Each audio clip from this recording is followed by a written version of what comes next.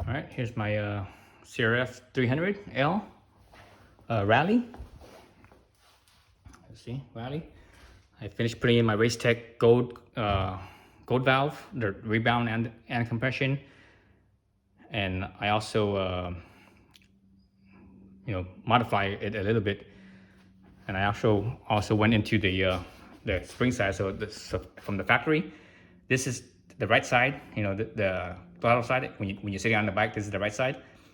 It has a spring, and the left side, clutch side, has no spring. That's where the valving is. So surprisingly, this bike actually has actual valving. There's actually shims in there, both rebound and compression. So that's really surprising. Instead of just a damping rod, just a plain damping rod with nothing in it, or with just a couple orifices only. So the RaceTech replaced those valves, the gold. So I put in the gold valves. Also put in the RaceTech spring. So basically, how RaceTech does it is that you keep the factory spring, and you add their spring. So now it has springs on both sides now, right? But when I did that, because I'm so light, the factory spring supposedly is sprung for someone that's like about 100 pounds, approximately 100 pounds, maybe a little bit more. I think that's what RaceTech says. It's about 100 pounds. On the front, basically when I ordered, you give them your body weight and all that stuff, and they gave me the spring for my weight. But the thing is, there's only so many springs that's made, only so many steps. So basically, they pretty much gave me the softest spring that they have, that fits this bike, this fork. And I think it's still on the firm side, that spring and also the factory spring together. I think that's still a bit on the firm side, because so the factory spring, if I can remember right, it's something like 0.7. It's like 0.78 kilos, around there. Just under 0.8 kilos, kilogram spring rate. That's per millimeter of travel. The RaceTech they gave me was 0.48 kilograms. So the two, you add them together. So basically, let's say 0.48, let's say 0.5. And this is 0.78, I believe. So let's say 0.8. 0.8 and 0.5, basically you have 1.3 kilograms, right? So I think that's, and I'm only, butt naked, I'm only about 135 pounds.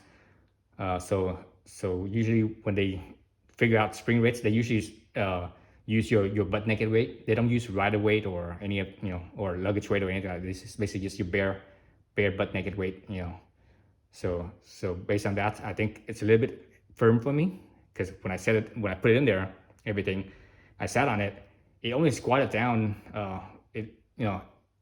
Normally you want to have, as far as how much sag you want to have, you want to aim for about 1/3 sag. So 1/3 is approximately 33%, right? 33.333 to infinity.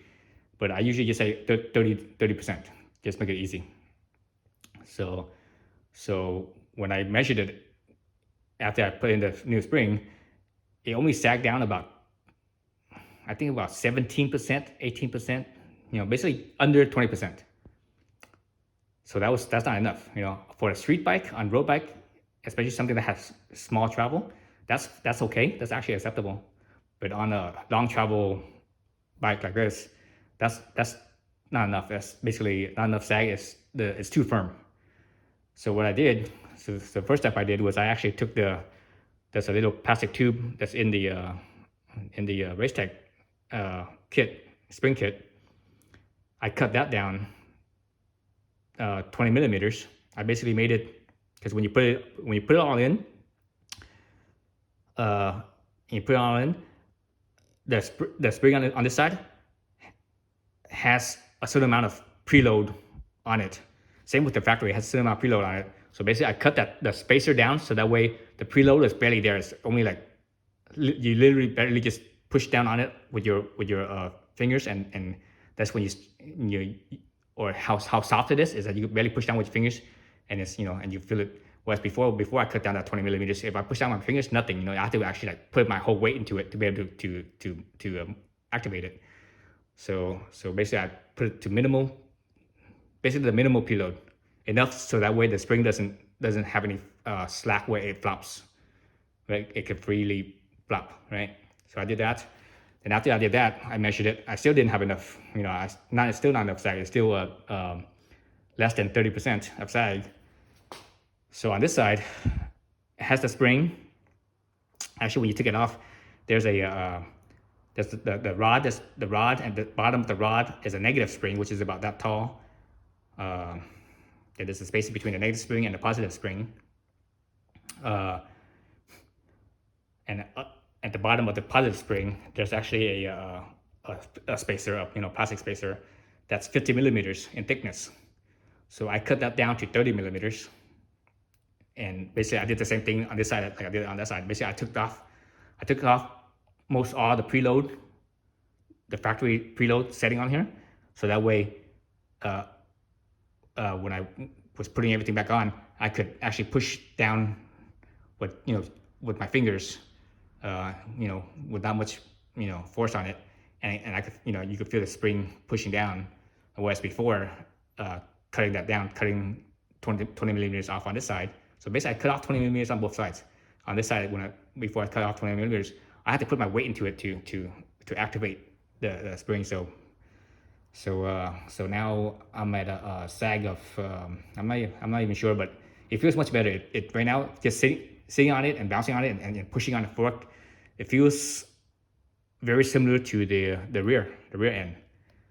So I think it's just about right. I still need to ride it, but when I did the rear end before I did the front end, the rear end felt really good. I mean, it felt fantastic. I was like, wow, way better than stock. So I'm expecting the same thing with the front end, to have the same feel, nice and plush.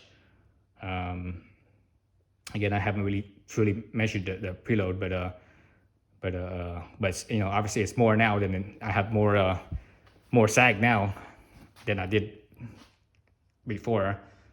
But still, at the same time, it's still, because there's two springs in there, it's still firmer than stock, and it has less sag because with the stock setup, even though I'm so light, I'm only 135 pounds butt naked. When I sat on this thing and I measured the sag, it was a lot. It was like close to 50% sag.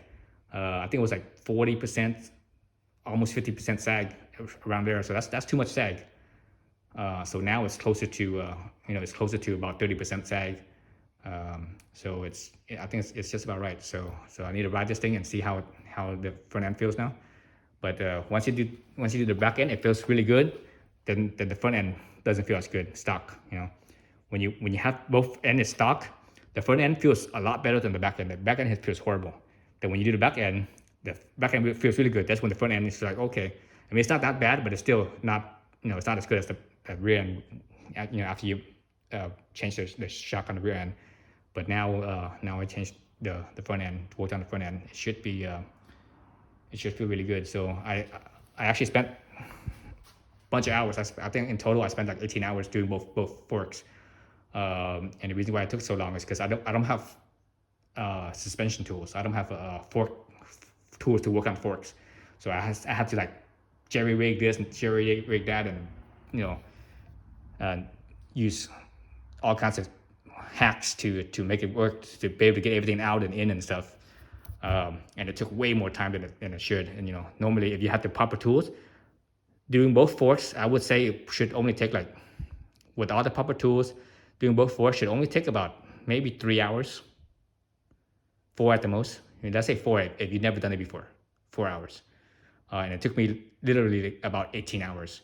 So I recorded it the whole time too. I actually set it on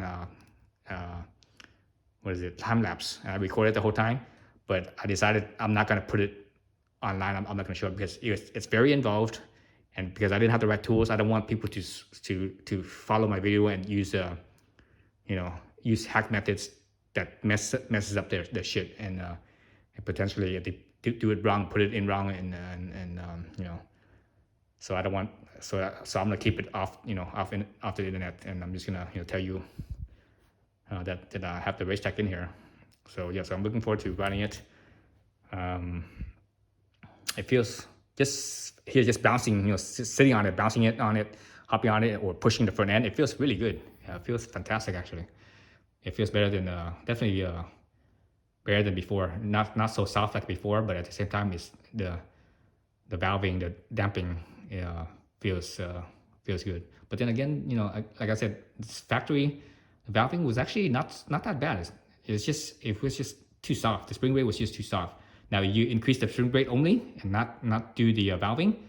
The problem with that is that the factory valving is matched to the spring rate. So when you add another spring to make it firmer, the valve it overwhelms the valving. So basically, what happens is, like, for example, rebound, when you have more, firm up the spring, because the valving stays the same, the rebound will actually be faster. It will rebound faster.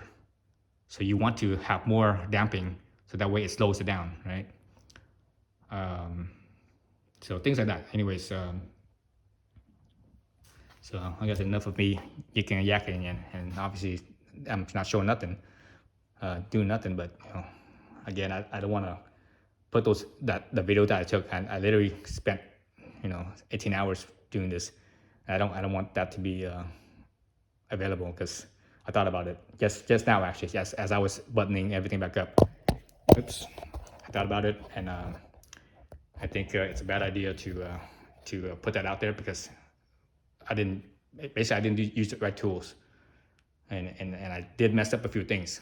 I definitely messed up a few things for sure, and I ended up fixing it. Actually, the reason why it took 18 hours is because I messed up. If I didn't mess up those things, if I had the right tools, and even if I didn't have the right tools, if I didn't mess those things up, I probably would have been done in half the time. But since I messed up those things, and the reason why I messed up those things is because I didn't have the right tools. Yeah, so anyways, enough of that. Thanks for watching.